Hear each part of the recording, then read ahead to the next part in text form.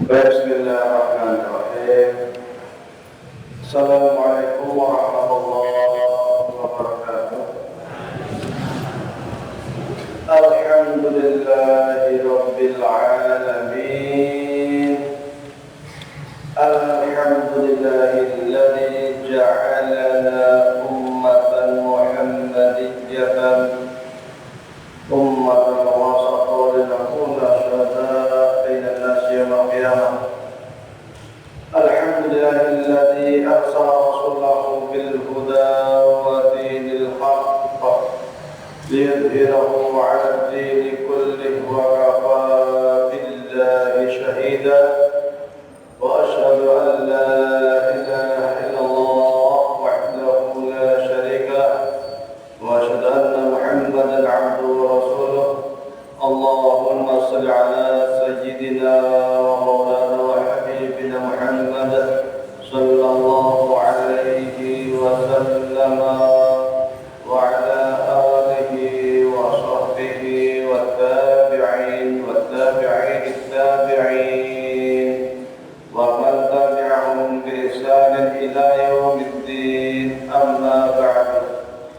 Jamaah sekalian yang kami hormati, puji syukur kehadirat Allah Subhanahu wa taala, pada pagi hari ini kita sama-sama dapat berkumpul bermajelis ilmu. Mudah-mudahan mendapatkan berkah dari Allah Subhanahu wa taala. Salawat dan salam semoga tetap tercurahkan kepada junjungan kita Nabi Muhammad sallallahu alaihi wasallam. Jamaah sekalian, kita lanjut kitab kita Al-Hamalah. Terakhir kita sampai mana ya? Agak lupa. Ada yang ingat?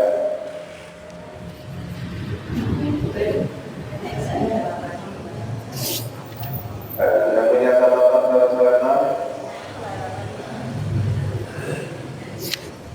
Saya buka halaman 5. Entar. Dari 5 ada 5. Ayyuhal walad, paragraf kedua yang kitabnya. Oh iya. Ayyuhal walad, malam ta'mal lam tajid al-ajra. Ketemu? Kalau bisa ya halaman 5. Ayyuhal walad, malam ta'mal lam tajid al-ajra. Benar.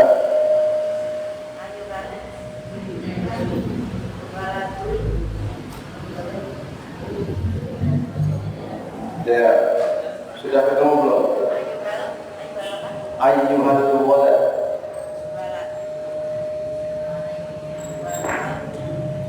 Kalau di tempat saya halaman 5.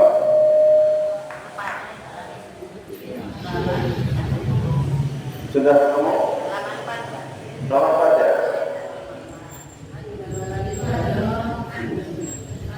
Halaman 4. Sudah bisa minta tolong tak melihat kitabnya kok, cetakannya lain. Halaman 4. Paragraf tak bawah ya? Ya. Bismillahirrahmanirrahim. Nah, tulis pelan-pelan di bukunya, gak apa-apa, pakai power gak apa-apa. Ayyuhal waladu, wahai anak. Sudah? Setelahnya lagi, berarti halaman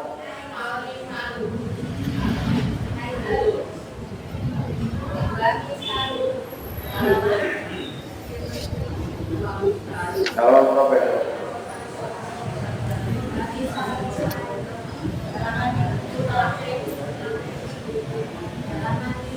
Halaman 5.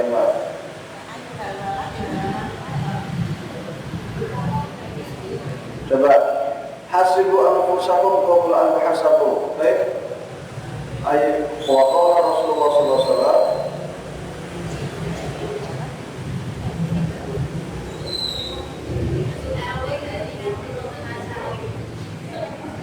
Yang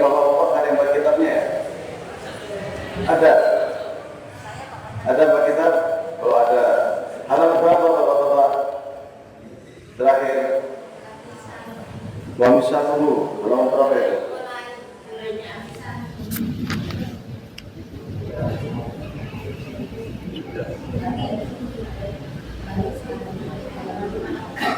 Kalau berapa itu ya?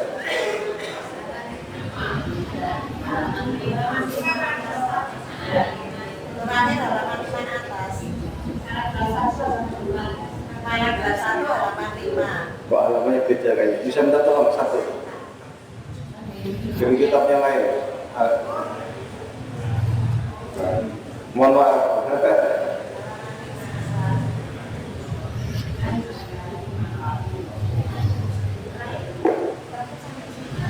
Oh, kalau ini dahannya, walau para ilmunya, oh, alhamdulillah.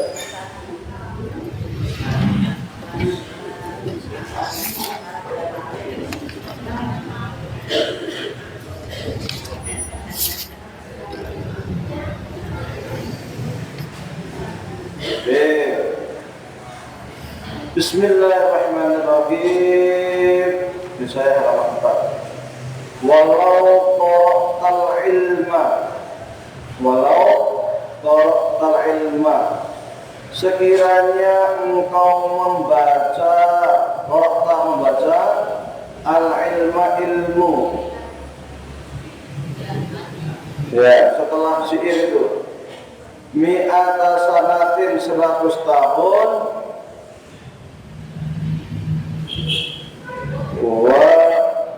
ya 100 tahun wa jama'ta dan kau mengumpulkan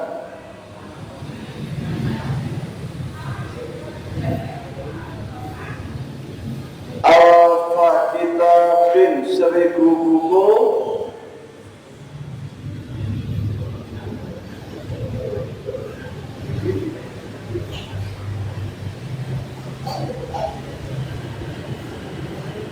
buku la takunu tidaklah ada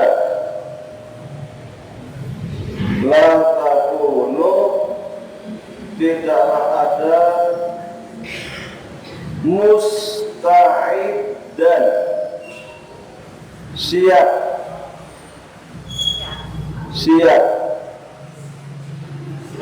ya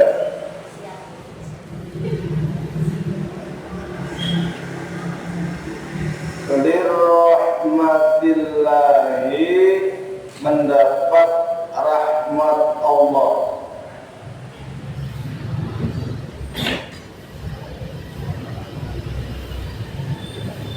Mendapat rahmat Allah illa bil amali, kecuali dengan amal.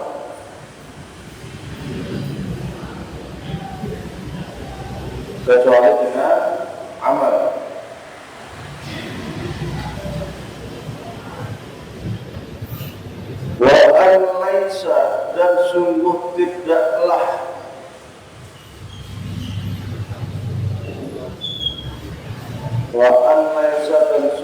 tidaklah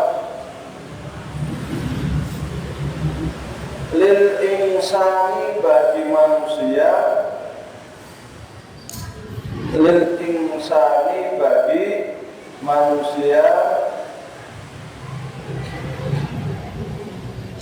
illa kecuali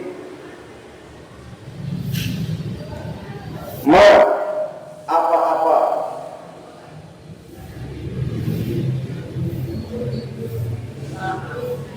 saha yang ia usahakan.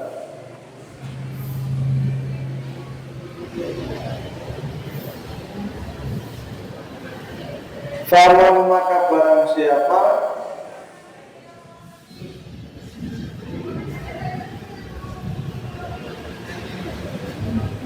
karena dia akan adalah ia, karena akan adalah ia. Ini ada yang salah, mestinya yarju, kurang wow ya. yarju berharap,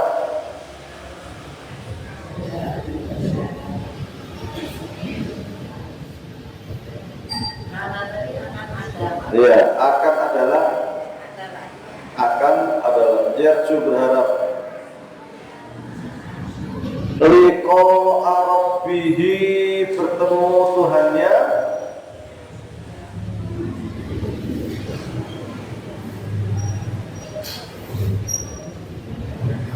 falyamal hendaklah beramal,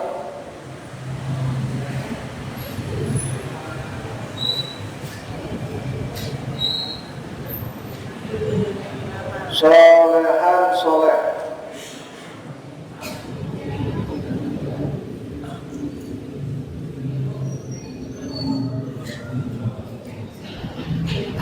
jazaan balasan,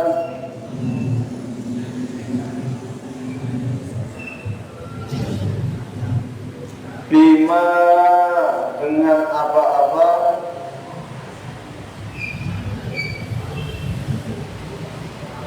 kanu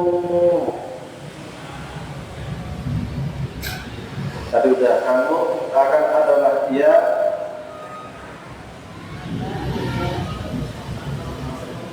akan adalah ia, tadi udah karena kamu sama, yaksibuna yang mereka usahakan,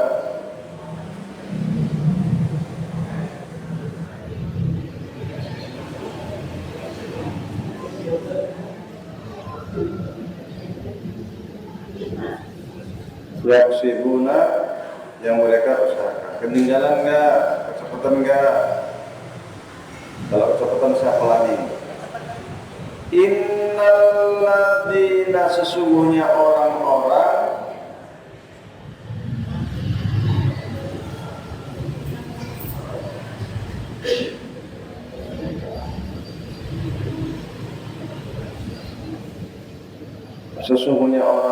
amanu yang beriman,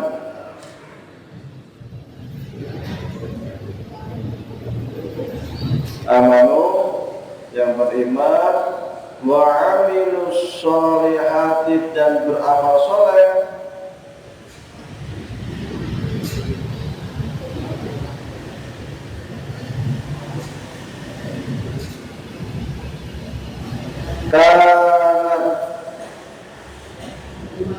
tadi udah, karena akan adalah ia,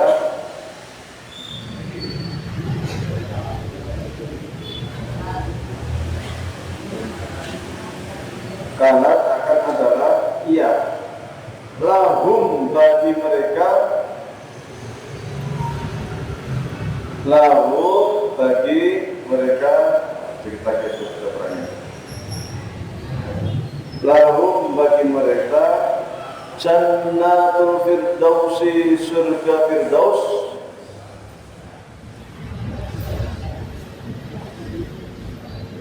surga firdaus, nuzula tempat berdiamnya, tempat berdiamnya, nuzula tempat berdiamnya, khalidina halnya kekal, halnya kekal, khalidina halnya kekal, fiha di dalamnya,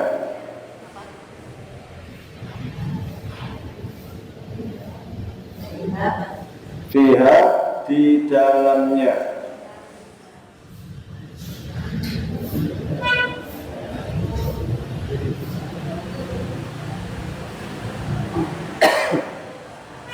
la yabghuna tidak mendapatkan, la yabghuna tidak mendapatkan,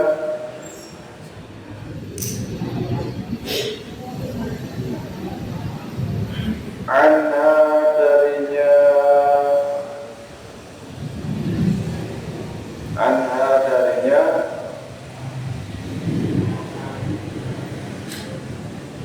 hiwala perubahan,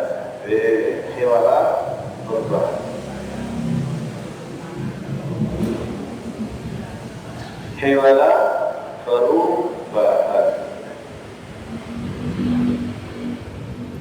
Baik, jamaah sekalian yang saya hormati, jadi Imam Al-Ghazali dalam hal ini memberikan peringatan kepada kita bahwasanya ilmu pengetahuan itu penting, tetapi ternyata ada yang jauh lebih penting dari ilmu pengetahuan, yaitu apa? Mengamalkan ilmu. Ya, mengamalkan ilmunya itu. Sehingga beliau mengatakan, andai pun kita membaca tumpukan buku, satu perpustakaan dibaca, nggak pernah keluar perpus, baca terus, itu tidak ada gunanya kalau ilmu tidak dipraktekkan, tidak diamalkan. Itu ilmu apa saja. Orang kuliah pertanian selama 4 tahun, tapi nggak jadi tani, nggak akan pernah menghasilkan pertanian. Ya, nggak akan pernah panen. Tapi orang tani cuma tahunya sedikit, nggak pernah kuliah, tiap hari ke sawah, nyangkul, nanam padi, ya panen.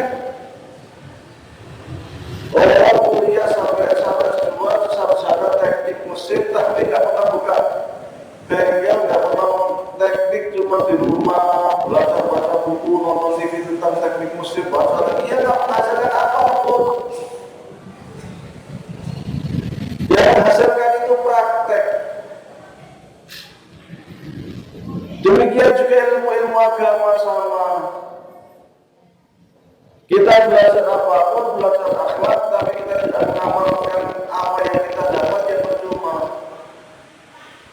Maka di negeri ini banyak orang alim, banyak orang pintar, profesor, yang sudah belajar etika, belajar akhlak, tetapi nggak mengamalkan ilmunya, negara bobrok, korupsi merajalela. Siapa dari para penguasa yang nggak tahu haramnya korupsi? Semua tahu, karena semua agama, bukan hanya agama Islam, semua agama pasti melarang, mengharamkan yang namanya korupsi. Nggak ada agama yang membolehkan korupsi itu. Tahu semua. Tapi pengetahuan itu sekedar menjadi teori awam-awam karena tidak diterapkan.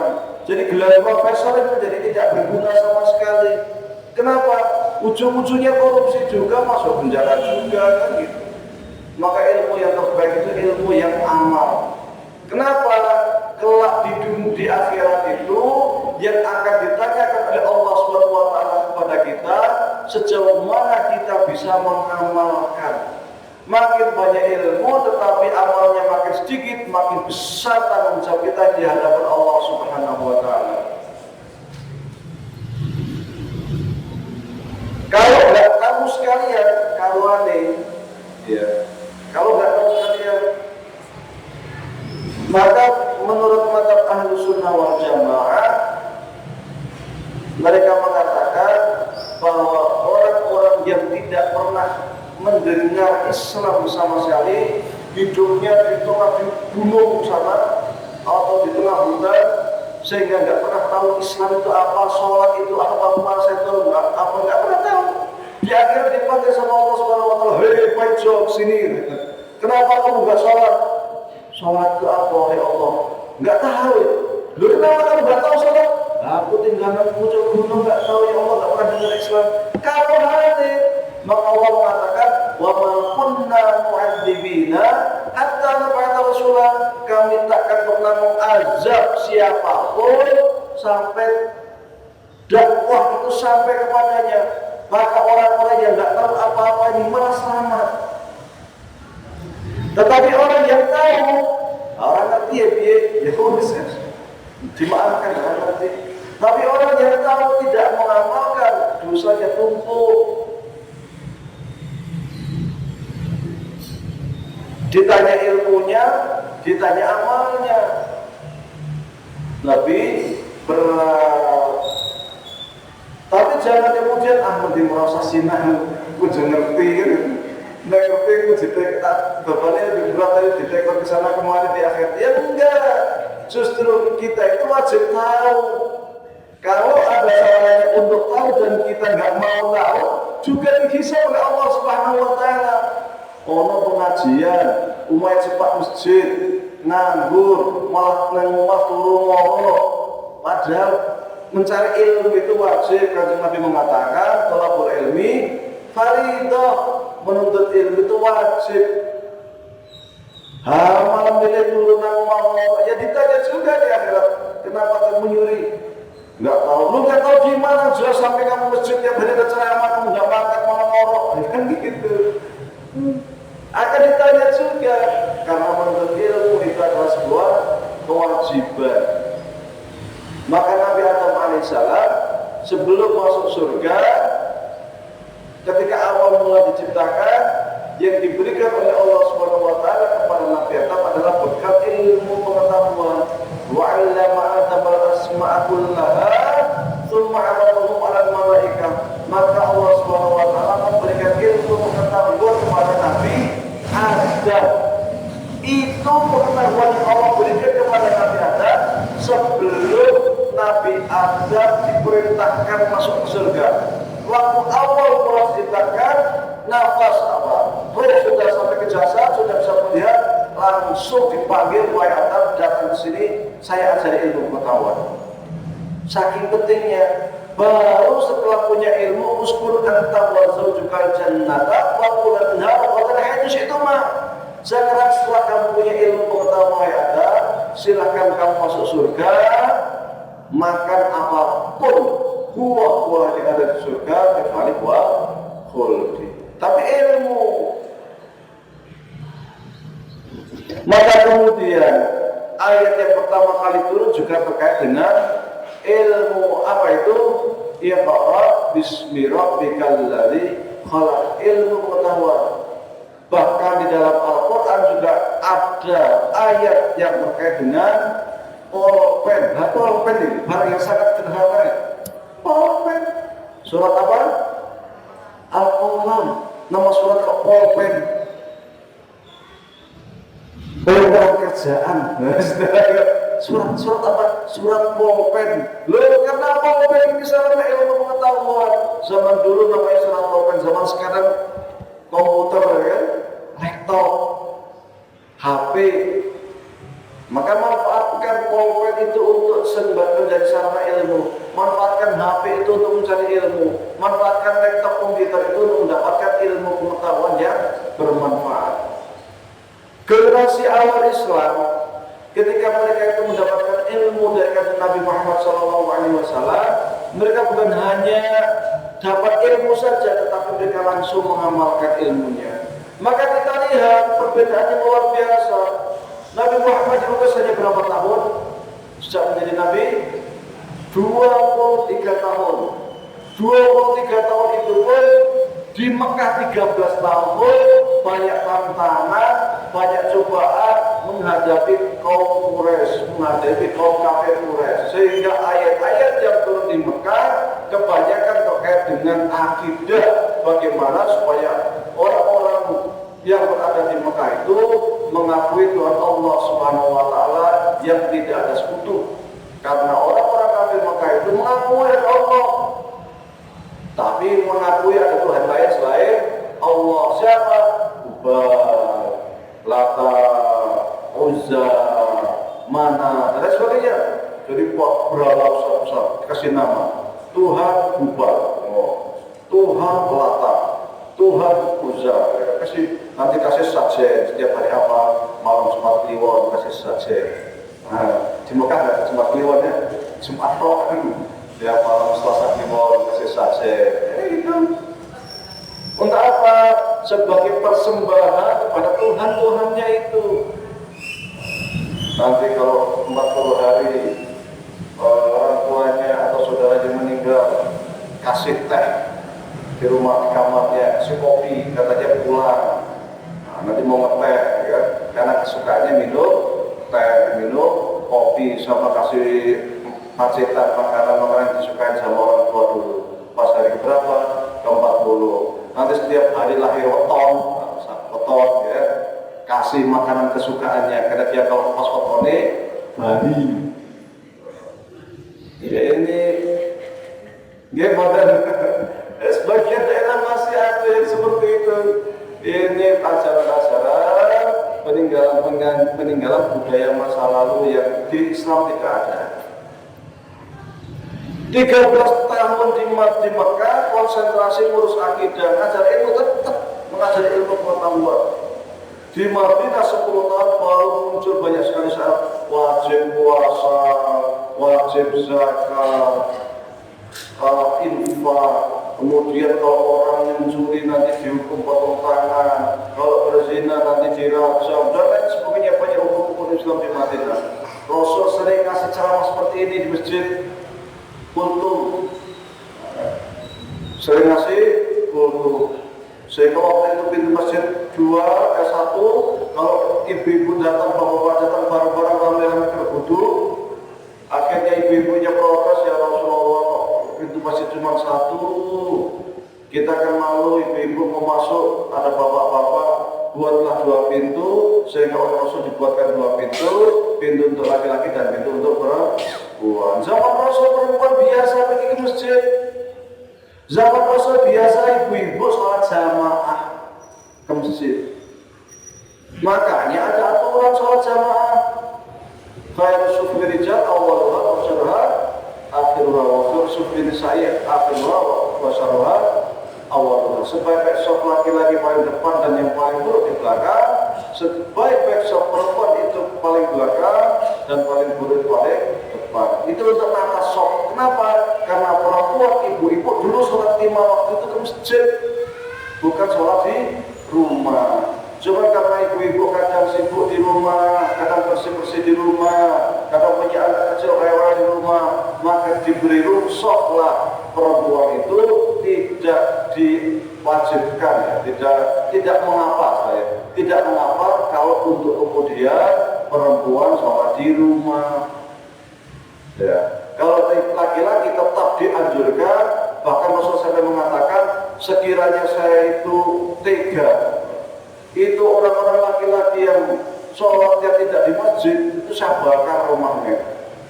Sehingga sholat di masjid itu menjadi identitas dulu itu. Menjadi identitas seorang muslim dan munafik.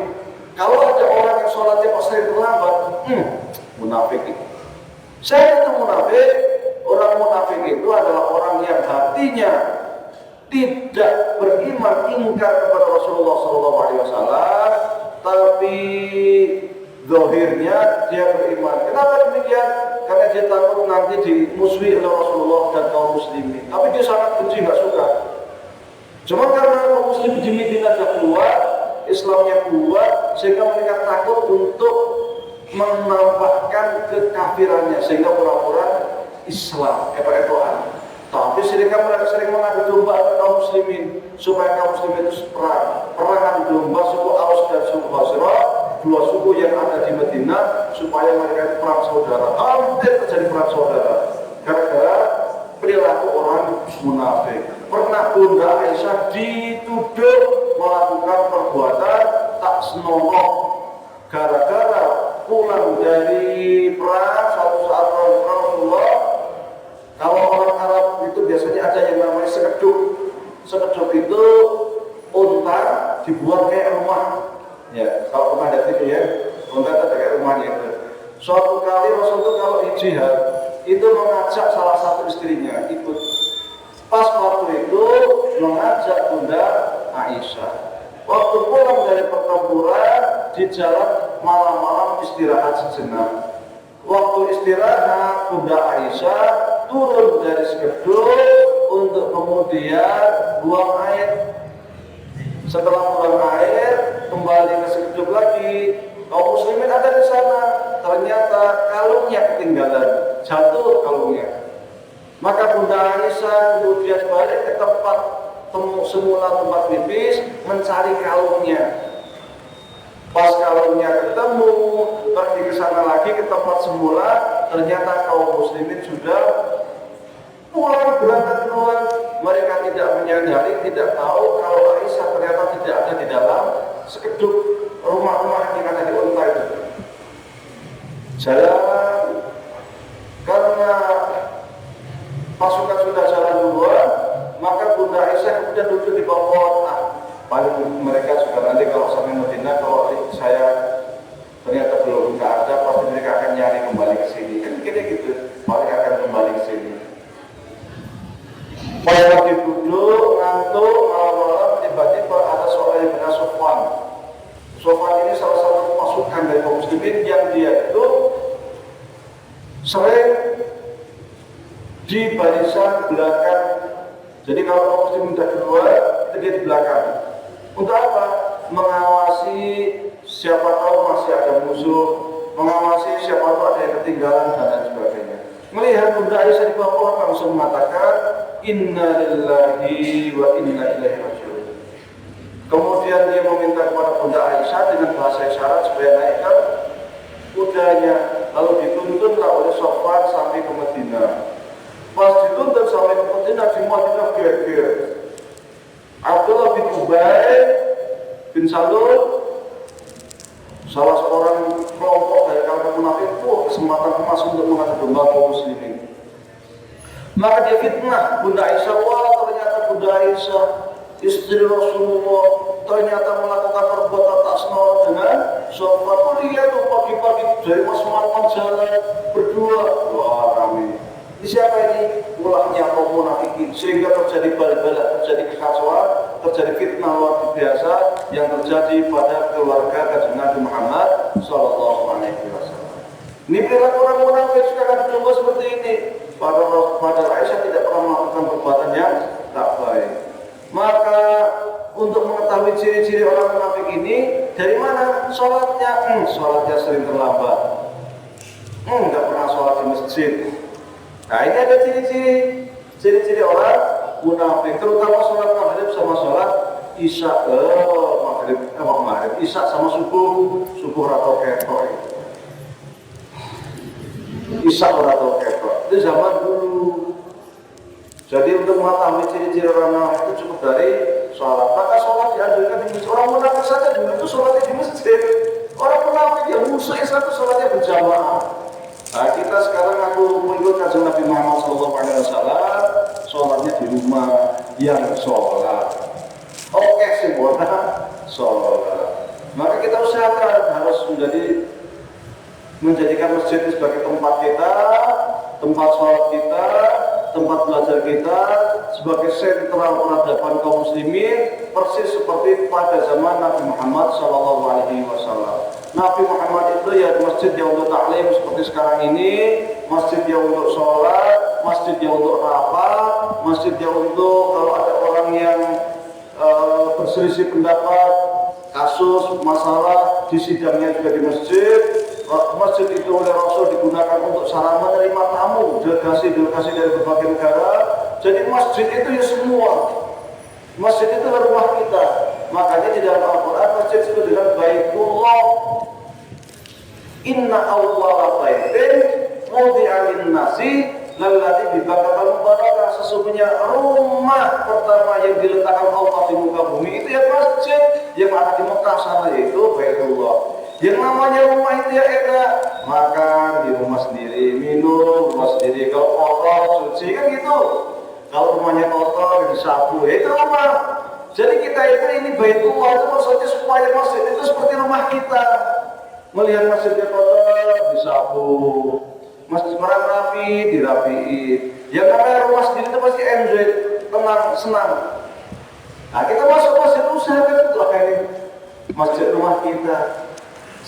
Santai saja, enjoy. Jangan kalau masuk masjid kayak maunya itu cepat-cepat deh. Salam alaikum, salam. Enggak doang langsung merapat lari, buru-buru. Jangan, santai di masjid itu rumah kita sendiri kok. Ambil Quran, baca Quran, sholat tahiyatul masjid, sholat sunnah. Rasulullah SAW kalau dulu itu pulang dari kepergian, nggak langsung pulang ke rumah, mampir masjid dulu, sholat 2 rakaat baru masuk rumah. Cuma memang rumah Rasul dekat, jadi kayak persis.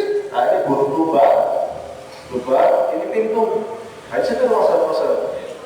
Jadi nyambung. Jadi ke masjid, sholat 2 rakaat, masuk rumah. Dan Rasulullah SAW biasanya kalau sholat sunnah di rumah, masuk ke masjid untuk sholat wajib, selesai sholat wajib, sholat sunnah lagi di mana? Di rumah lagi. Kecuali sholat tarawih pernah dilaksanakan di masjid selama 3 kali, 2 kali, hari ketiga tidak datang. Karena takut dikhawatirkan nanti dikira sholat tarawih itu wajib, padahal itu sunnah. Gitu. Menjadikan masjid sebagai sentral ilmu pengetahuan, sentral peradaban. Maka kemudian generasi kita zaman sahabat, mereka juga sama menjadikan masjid menjadi sarana ilmu. Maka itu juga dicontoh oleh generasi tabi'in, oleh generasi sahabat. Sahabat itu Abu Hurairah maupun Ali bin Abi Thalib maupun siapa para sahabat-sahabat, Ibnu Abbas dan lain sebagainya, Abdullah bin Umar. Mereka kalau ngajar ya di masjid. Pojok masjid, ngaji tempat siapa? Abdullah bin Umar. Di sana tempatnya siapa? Abu Hurairah. Di sana tempatnya siapa? Mereka ngajar kelompok-kelompok. Dan ini masih berlaku di sana, di Arab sana. Di Al-Azhar sana masih, Masjid Al-Azhar. Maka di Masjid Al-Azhar itu di dalam masjid ada kelas-kelas. Kalau kelas apa? Namanya ruang kelas. Ada namanya ruang Jawi. Kelasnya orang-orang Jawa. Itu dulu ceritanya orang-orang kalau dikatakan Jawi itu bukan Jawa ya, tapi maksudnya Nusantara. Orang Nusantara kan banyak, orang Patani, orang Melayu, orang Malaysia, orang Indonesia, kan banyak yang belajar di Azhar. Akhirnya dibuat kelas khusus, namanya ruang Jawi atau kelasnya orang Jawa. Jawa itu nama lain dari Nusantara kalau zaman dulu. Maka kalau di Malaysia tulisan Arab-Pekor itu namanya tulisan Jawi. Iya, tulisan Jawi. Maka Ibnu Battuta di dalam karyanya Rihlah Ibnu Battuta ketika itu sampai Sumatera, bilangnya sampai mana? Sampai Jawa. Padahal di Sumatera ada di Jawa. Maka kalau kita membaca kitab-kitab kuning, kitab polos, kok ada tulisan Jawa, itu maksudnya bukan Jawa bebas, maksudnya itu Nusantara. Ya, Nusantara seluruhnya. Ya Sumatera dia Jawa, Indonesia dia Jawa, Kalimantan, Malaysia, Singapura, Patani itu namanya Jawa. Maka dibuatlah namanya ruang Jawi, diperuntukkan untuk siapa? Untuk santri-santri yang berasal dari Nusantara. Sampai sekarang masih ada kelas Turki, ada kelas apa, Maghribi dan sebagainya. Tempat-tempat itu mereka belajar di masjid. Dari masjid, karena masjidnya pun baru kemudian dibangunlah sekolahan di luar masjid. Maka kemudian Al-Azhar itu namanya Al-Jami' wal Jami'ah, masjid dan universitas. Di masjid masih menjadi tempat kita untuk belajar, di universitas juga menjadi tempat untuk belajar. Maka di Al-Azhar itu ada namanya pendidikan non formal. Ya, kayak gini pendidikan non formal. Ada pendidikan formal. Kalau belajar seperti ini nggak dapat ijazah, ilmu tetap dapat. Tapi kalau formalnya ada ijazahnya. Kalau belajar seperti ini, itu jadwalnya ada yang tiap pagi, ada yang siang. Jadi setiap kelas itu ada dosen-dosen pengampu.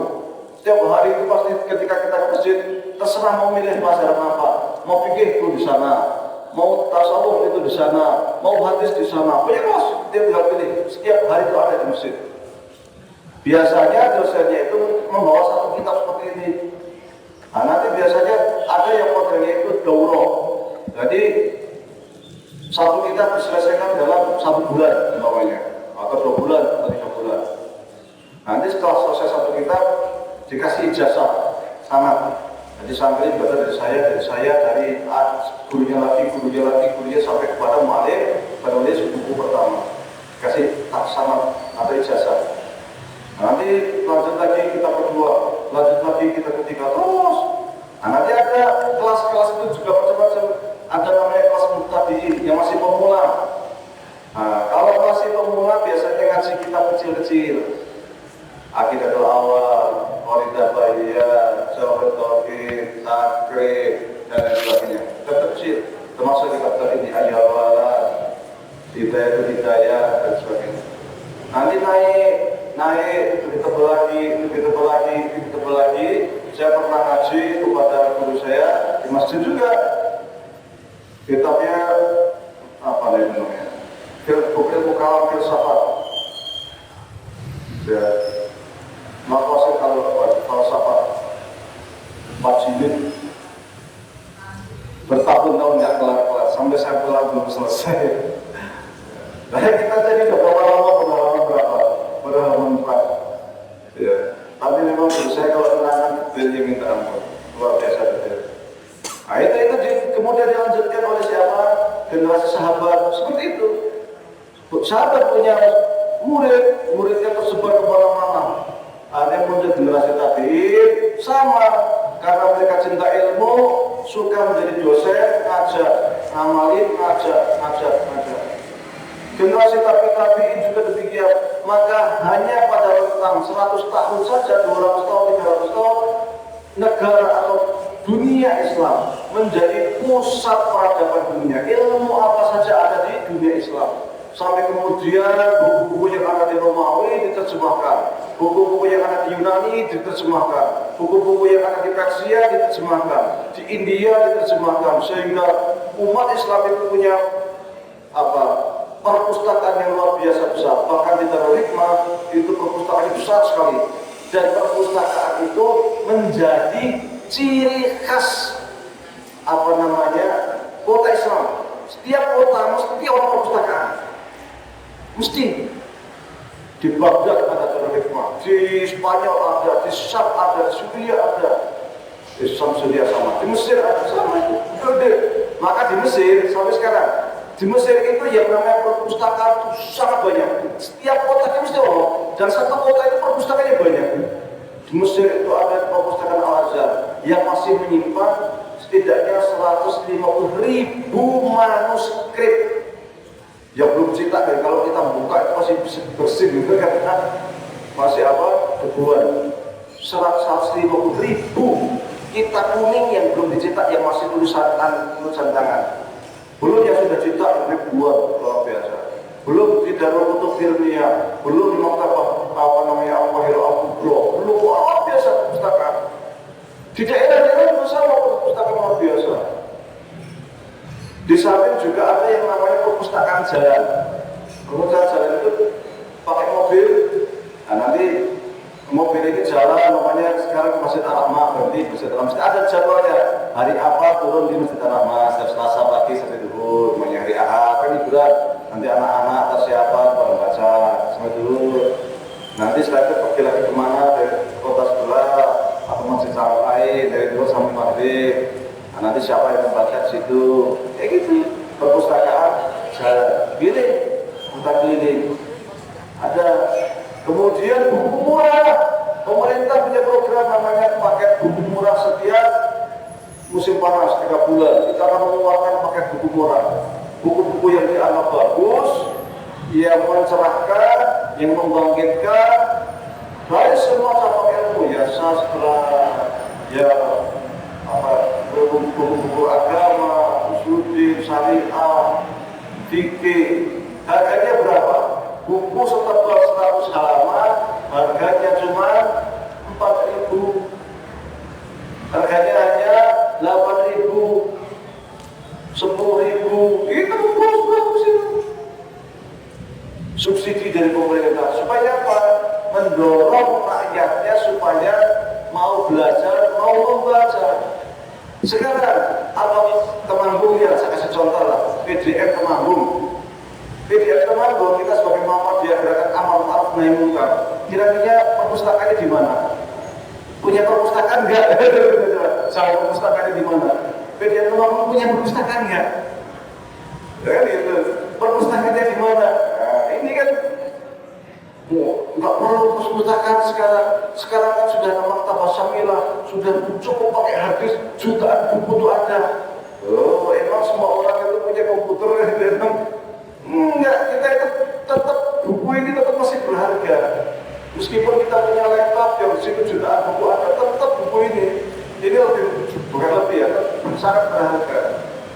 Ya, maka saya ketika pulang dari Kairo, meskipun di hati saya ada makna Samila, tetap juga saya membawa banyak sekali buku 36 kartu 50. Nah kalau ke tempat saya, ke rumah saya, dindingnya itu ya biasanya buku penuh buku.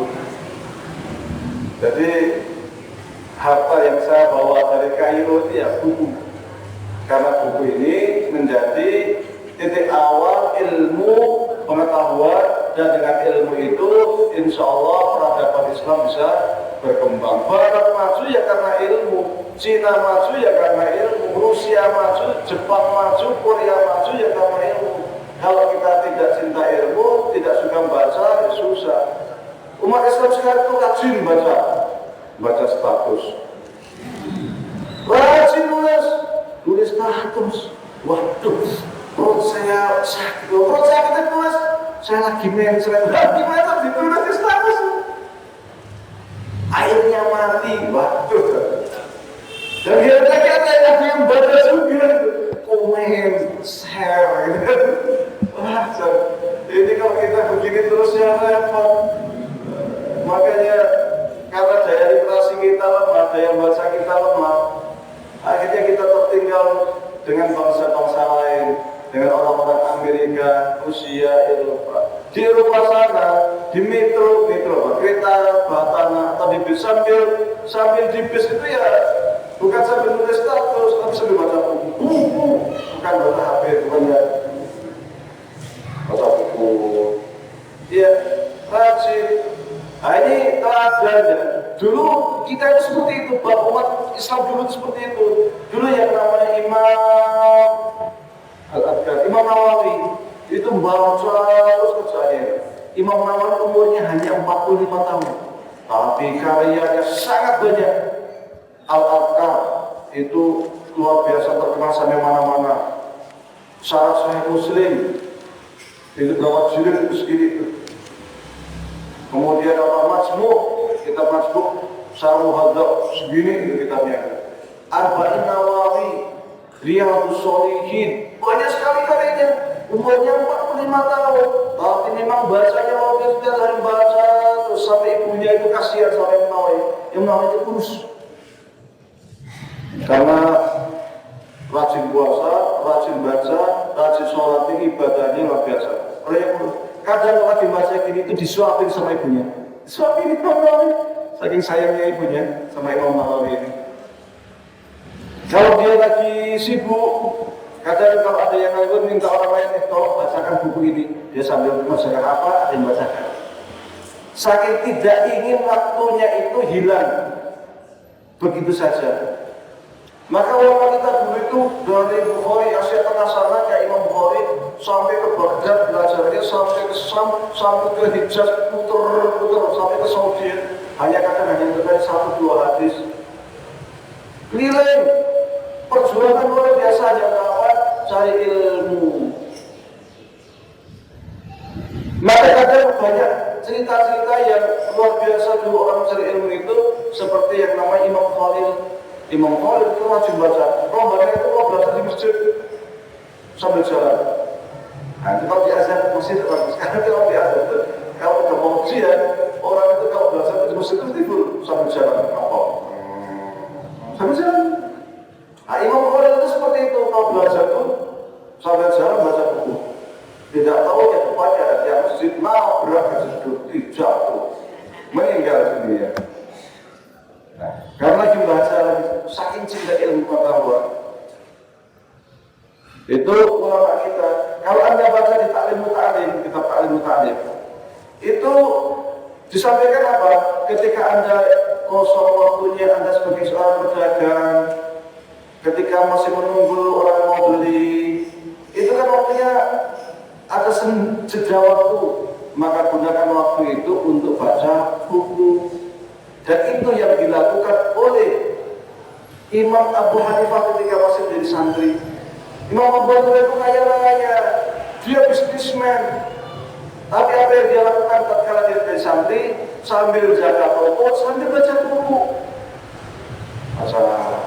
Nanti kalau ada yang beli, sisihkan dulu, silakan jualan. Tapi ketika kosong, baca lagi. Siapa? Abu Hanifah. Maka kata penulis Ta'lim Muta'alim itu, tidak ada alasan bagi kita untuk tidak belajar. Tidak ada alasan bagi kita untuk tidak menuntut ilmu. Apalagi sekarang media sarana cari ilmu sudah sangat mudah sekali. Mudah. Sekarang kita mau cari apa, tinggal googling, cari hadis, puasa roja, cari, kadang ketemu. Oh, itu hadisnya sahih atau cari terus ketemu. Oh, menurut Al-Albani dhaif, oh menurut Imam ini dhaif, oh menurut dhaif semuanya. Nah, itu terus hanya dalam dengan detik. Dulu harus buka-buka. Kalau dalam Ta'lim Muta'alim itu sebetulnya apa? Ketika kita belajar saat ini sekarang belajar, maka malamnya itu kita harus mengulang yang kita pelajari sekarang 5 kali baca. Jadi yang kita belajar sekarang ini malamnya dibaca lagi 5 kali. Kemudian yang hari sebelumnya, yang kita pelajari hari sebelumnya, baca 4 kali. Yang hari sebelumnya lagi, baca 3 kali. Yang hari sebelumnya lagi, baca 2 kali. Dan 5 hari sebelumnya, baca sekali. Jadi setiap malam itu kita harus mengulang pelajaran banyak. Baca lagi, baca sampai 5 kali. Materi sebelumnya. Dan itu kita Ta'lim itu ditulis ratusan tahun lalu. Itu mengasih tahu kita cara belajar biar lekat, biar di otak itu lengket. Tiap malam yang kita belajar sekarang malam harus diulang. Nah, kalau siswa kita zaman sekarang masih mending ikut semalam kan bisa ujian malam belajar. Nah, sekarang juga apalagi zaman sekarang belajar nggak ada yang tidak lulus. Semuanya lulus, akhirnya belajar nggak belajar yang lulus juga gitu. Kan merdeka, merdeka belajar nggak belajar pokoknya merdeka kan gitu, kurikulum merdeka. Sistem belajarannya akhirnya nggak karuan kan gitu.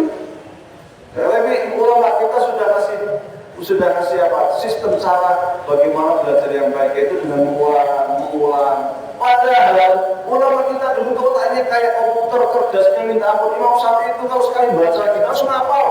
Tapi kalau masih mengulang pelajaran, Ibnu Sina itu luar biasa.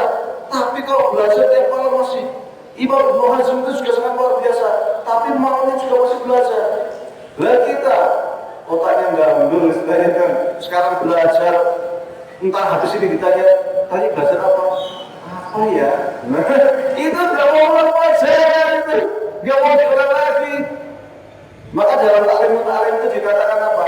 Ketika Anda belajar harus bawa pulpen dan jangan sekali-kali tinggalkan pulpen. Kenapa? Karena pulpen ini yang akan mengikat ilmu. Oh, berarti nanti bawa pulpen, bawa jadi enggak, sudah itu bawa pulpen dan buku, ada apa tulis, kan gitu. Ya, itu dari kita ilmu tarif ratusan tahun silam sudah ngasih cara kita belajar efektif. Bawa pulpen, bawa buku catatan, jangan ditinggalkan ketika kita ngaji. Jangan pakai itu, Pak. Jangan bawa baca, belum baca, datang masih sekali, oke sama bapakmu. Ya pulang nanti mau ditanya apa ya? Mestinya ditulis, ditata. Nanti ketika pulang, ingat oh tadi belajar sama Ustaz dapat ini kan gitu ingat. Sehingga ada yang ada di otak masuk sekian persen. Ketika ditanya orang tadi dapat apa? Oh Ustaz saya menerangkan begini. Luar biasa. Apalagi dia belajar setiap hari. Kalau materi itu bisa dia serap 90%, kalau dia dari belajar dalam jangka 90 atau 30 kali pertemuan saja, ilmunya sudah sangat luar biasa gitu. Kebanyakan, kadang saya tuh heran gitu. Contoh sederhana saja, orang belajar bahasa Inggris di SMP 3 tahun belajar bahasa Inggris, tambah SMA 3 tahun belajar bahasa Inggris. Ada belajar bahasa Inggris ya? Berarti 6 tahun ya?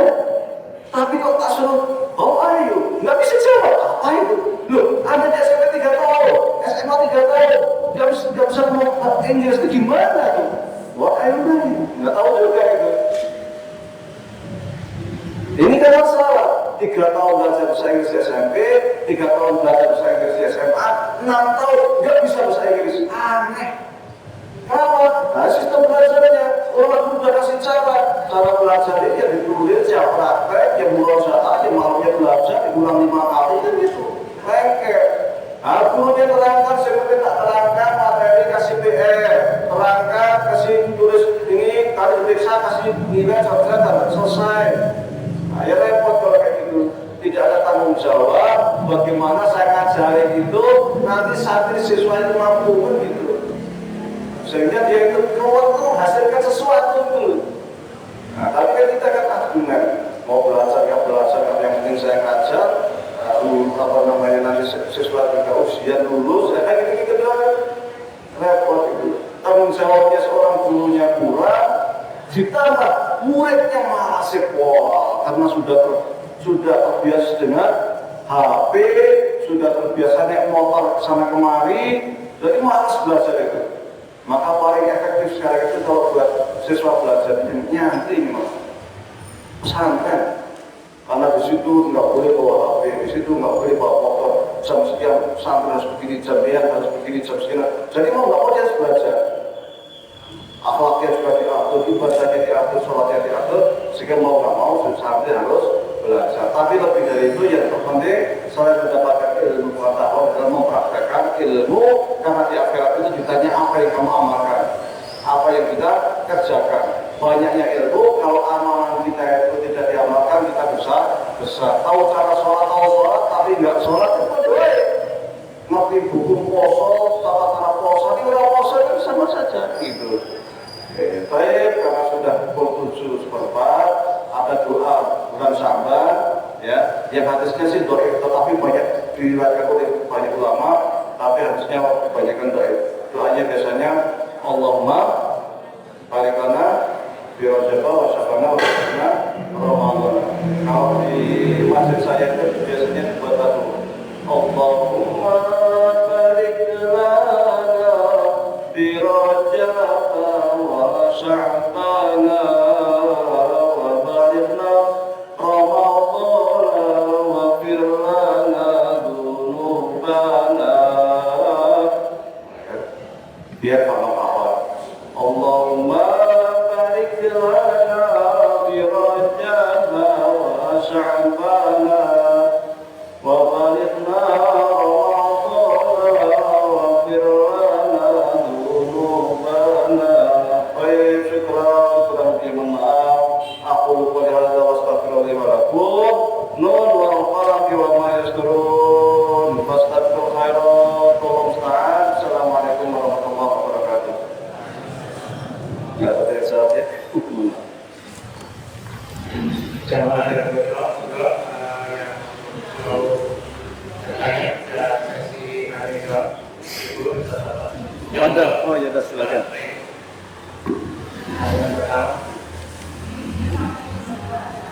Waalaikumsalam.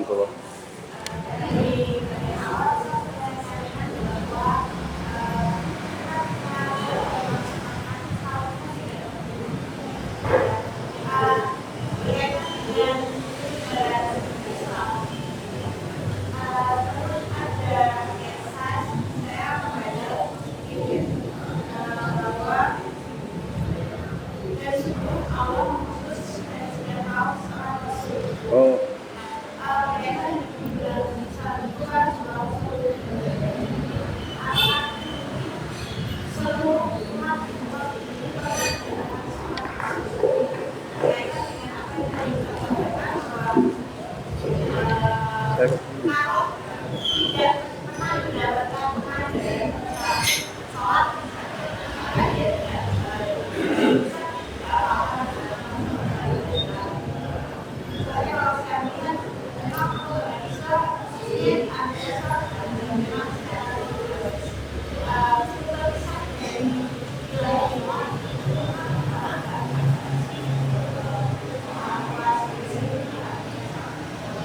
Baik, ada dua hal ini. Yang pertama terkait Rasul.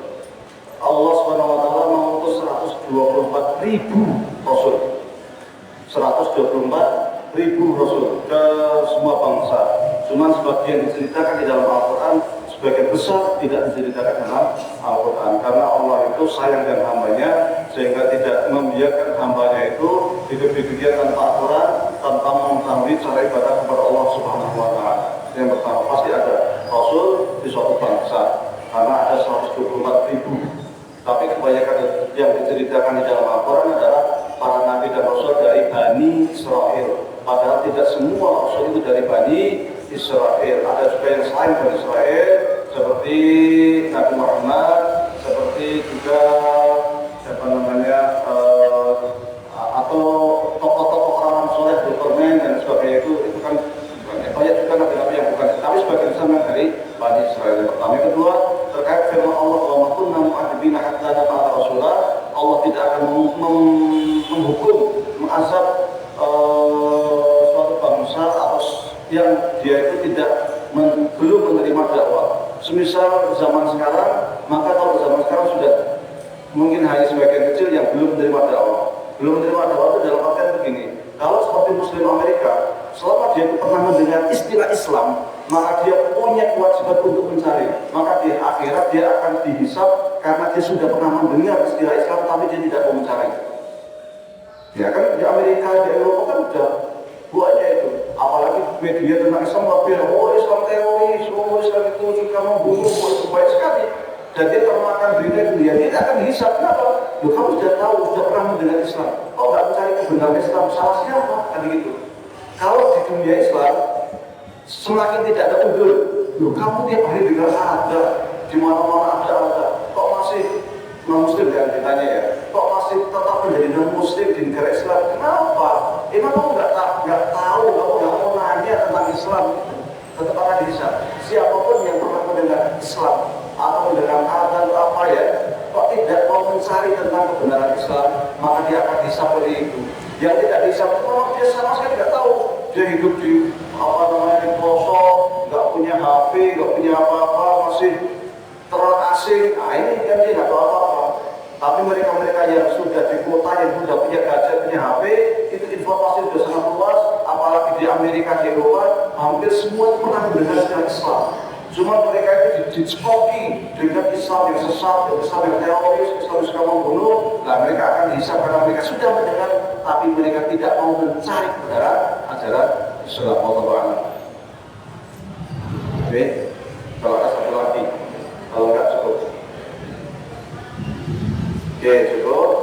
Terima kasih banyak.